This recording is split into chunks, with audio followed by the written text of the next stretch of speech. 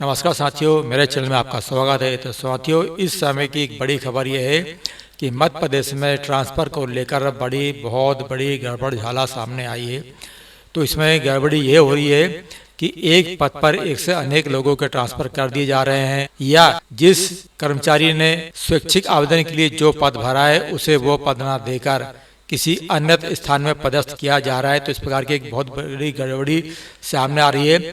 तो वहीं शिक्षा विभाग की बात करें साथियों, तो शिक्षकों के ट्रांसफर में बहुत बड़ी गड़बड़ी आ रही है। ऑनलाइन और ऑफलाइन ट्रांसफर में टीचर फंस रहे हैं। अब समस्या ये आ रही है कि कहाँ करे ज्वाइन, किसको ज्वाइन करे, किसे ज्वाइन ना करे। तो ये बहुत बड़ी गड़बड़ी आ रही है। तो चलिए साथियों, ये क्या गड़बड़ी आ रही है और कौन कौन से लेटेस्ट खबर है ट्रांसफर जुड़ी, ये सब मैं आपको जानकारी बताता हूँ। साथियों, वीडियो को अंत तक जरूर देखिए। तो चलिए साथियों, जानकारी को प्रारंभ करते हैं।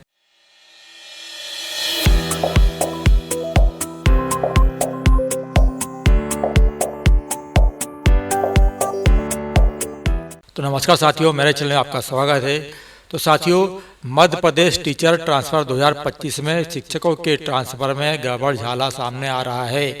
ऑनलाइन ऑफलाइन ट्रांसफ़र में फंसे टीचर, समस्या ये हो रहा है कि कहाँ करे ज्वाइन। तो चलिए साथियों, पूरी खबर को देखते हैं अपन।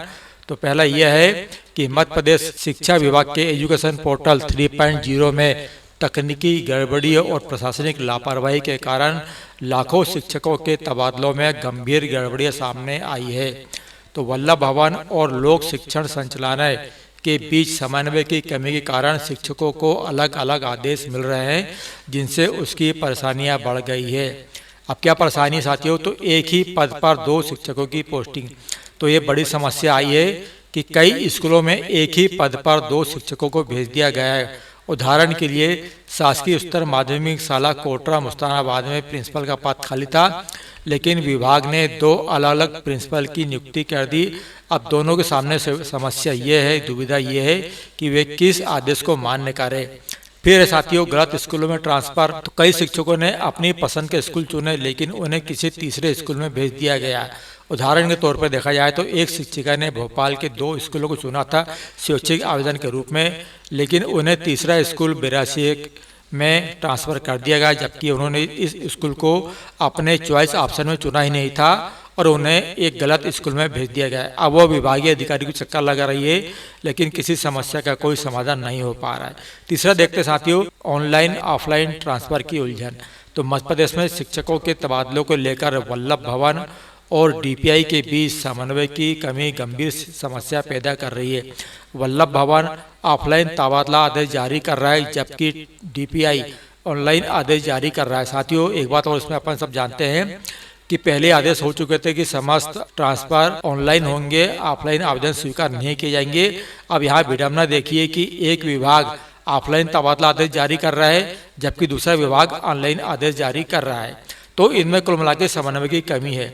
तो समन्वय की इस कमी ने अव्यवस्था पैदा कर दी है, जहां एक तरफ कई स्कूलों में एक ही पद पर 2 शिक्षक पहुंच रहे हैं, वहीं दूसरी तरफ कई स्कूलों में पद खाली पड़े हैं। इस व्यवस्था के कारण न सिर्फ शिक्षकों को असमंजस का सामना करना पड़ रहा है, बल्कि शिक्षा व्यवस्था भी प्रभावित हो रही। तो साथियों, इसमें वही समस्या आ रही है।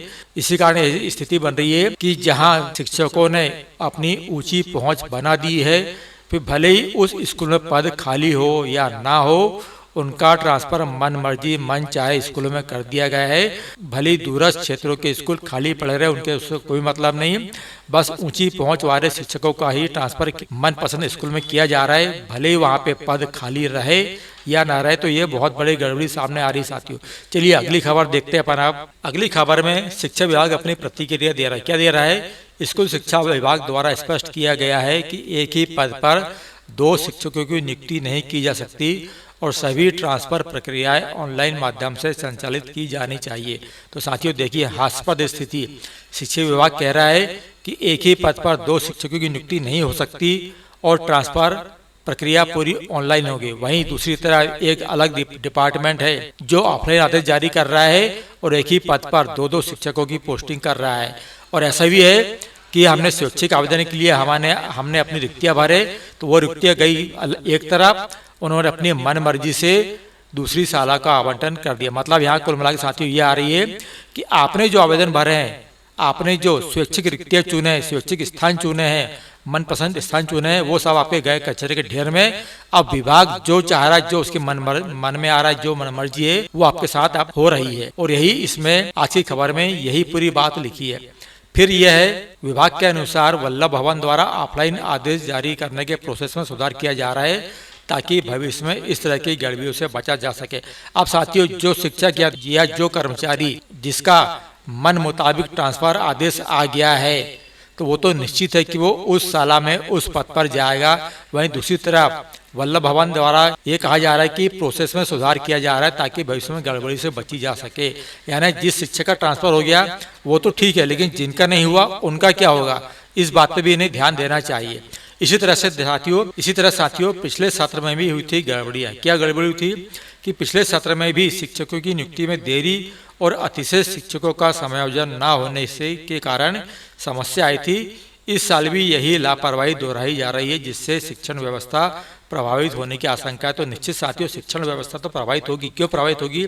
उसका कारण यह है कि जिन शिक्षकों ने स्वैच्छिक ऑनलाइन आवेदन भरा है, और उनमें से भी कई शिक्षक ऐसे होंगे जो अपनी जेब गरम रखते हैं और ऊपर तक पहुंचने की क्षमता रखते हैं, तो उनका शिक्षक तो वहीं होगा जहां वो चाहेंगे, चाहे वो नियम में आता हो ना आता हो, पद खाली हो ना हो, इनसे विभाग को कोई मतलब नहीं। उसका ट्रांसफर तो निश्चित है कि उसकी मनपसंद जगह में होना है। कई ऐसे भी शिक्षक रहेंगे साथियों जिन्होंने अपना मनपसंद जगह के लिए भरा है, लेकिन उन शिक्षकों को मनपसंद जगह न देकर उस जगह पे दिया जाएगा जहां पर उन्होंने पद भरा ही नहीं, रिक्त पद भरा ही नहीं है। तो यहाँ पे ये गड़बड़ी होना बिल्कुल संभावित साथियों, गड़बड़ी हो रही है और अभी से खबर आना चालू हो गई। चलिए साथियों, अब हम ट्रांसफर सूची को लेकर एक नया अपडेट देखते हैं। क्या ट्रांसफर सूची फाइनल हुई, नहीं हुई, क्या आदेश कब तक आएंगे, कब तक नहीं आएंगे, ये वाली खबर भी हम एक देख लेते हैं, जो कि आज की ताज़ा खबर है। तो साथियों, ताज़ा खबर ये है कि प्रभारी मंत्री ने किया अनुमोदन, अब सूची जारी होने की बारी। यानी साथियों, अब जाकर, यानी कि आज जो है वो 14 तारीख की डेट हो चुकी है, और 14 तारीख की डेट में ये एक नया अपडेट आया है कि अब जाकर प्रभारी मंत्री ने अनुमोदन किया है, अब सूची जारी होने की बारी है। तो साथियों, ये छिंदवाड़ा जिले की खबर है। तो आपको मैं पूरा पढ़ के बताता हूँ कि जिला स्तर पर ट्रांसफर के लिए आवेदन देकर सूची आने का इंतजार कर रहे कर्मचारियों के लिए यह राहत वाली बात हो सकती है कि प्रभारी मंत्री ने सूची का अनुमोदन कर दिया है। सूची में किस विभाग के कितने नाम हैं, सूची कब जारी होगी, अभी भी यह स्पष्ट नहीं किया गया है। तो सूत्रों के मुताबिक सभी विभागों के मिलाकर करीब 250 नाम सूचियों में आ सकते हैं।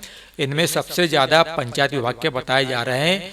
इनमें सचिव की संख्या सर्वाधिक हो सकती है। इधर यह भी कहा जा रहा है कि राज्य संवर्ग के भी कई अधिकारी के स्थानांतरण के प्रस्ताव यहाँ से भेजे गए हैं, जिन्हें संबंधित विभागीय मंत्रियों के पास भेजा गया है। फिर है, पूर्व में विधायक समेत अन्य जनप्रतिनिधि अपने अपने स्तर पर ट्रांसफर की अनुशंसा कर प्रभारी मंत्री को भेजते थे। इस बार ऐसा नहीं हुआ है।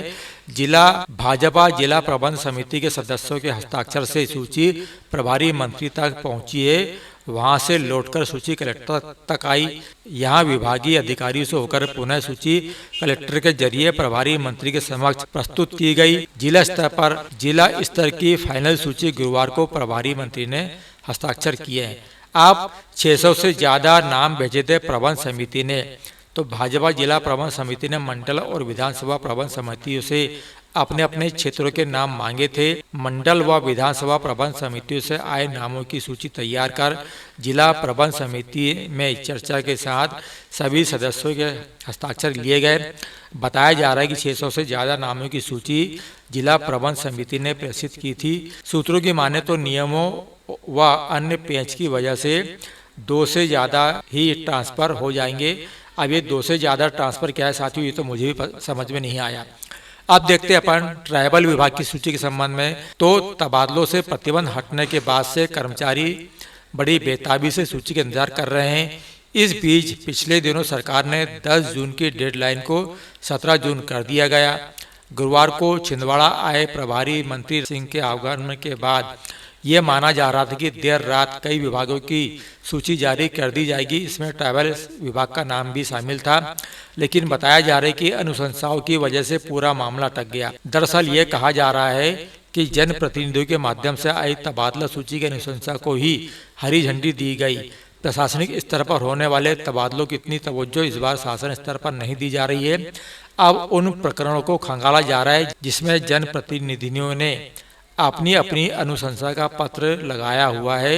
हालांकि ट्राइबल विभाग में 10% तक ही स्थानांतरण किए जाएंगे। साथियों, इसमें इस प्रकार से ट्रांसफर के संबंध में एक जो लेटेस्ट अपडेट था अभी का, वो आपको मैं अपने वीडियो के माध्यम से बता रहा हूँ। तो उम्मीद है साथियों आपको ये जानकारी पसंद आएगी। साथियों, इस संबंध में आपकी जो भी कमेंट है वो कमेंट आप कमेंट बॉक्स में लिख सकते हैं।